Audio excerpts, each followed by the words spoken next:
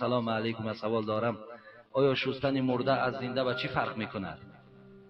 شستن مرده از زنده به چی فرق میکند؟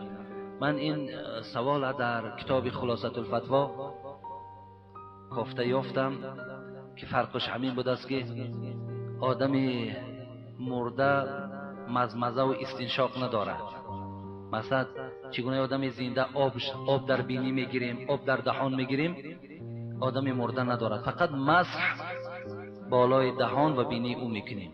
دوم، در فتاوای خلاصه میآید که آدم وقتی جنوب میشود اول دستهاش میشوید، لیکن برای آدم مرده این است که اول روی وی شسته شود.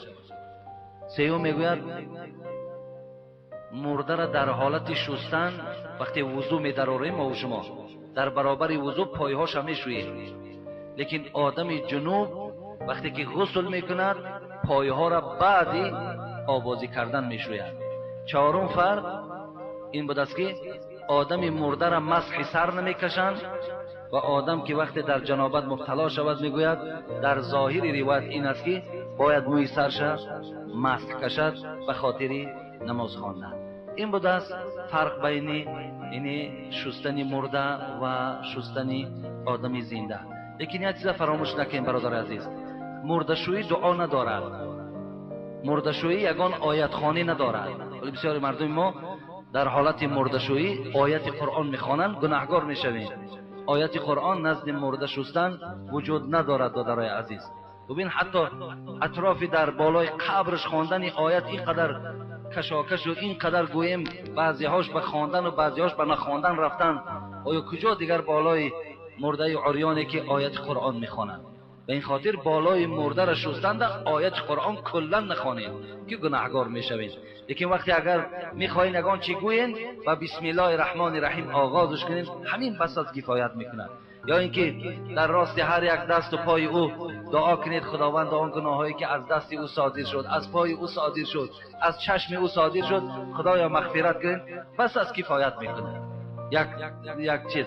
دوم چیز، مرده وقتی که وارد قبر شد در مردم ما و شما عادت است بعد پشاکای وی میشویه.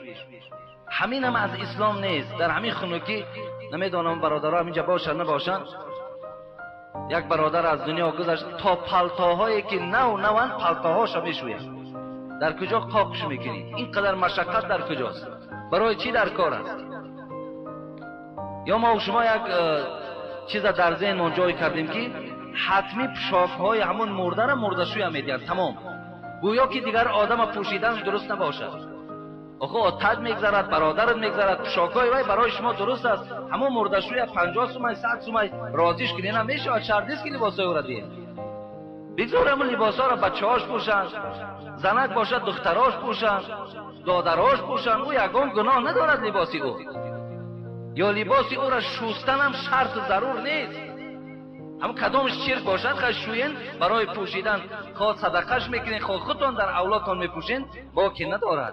این چیزهای بیهوده را در مینه سرتان جای نکنین.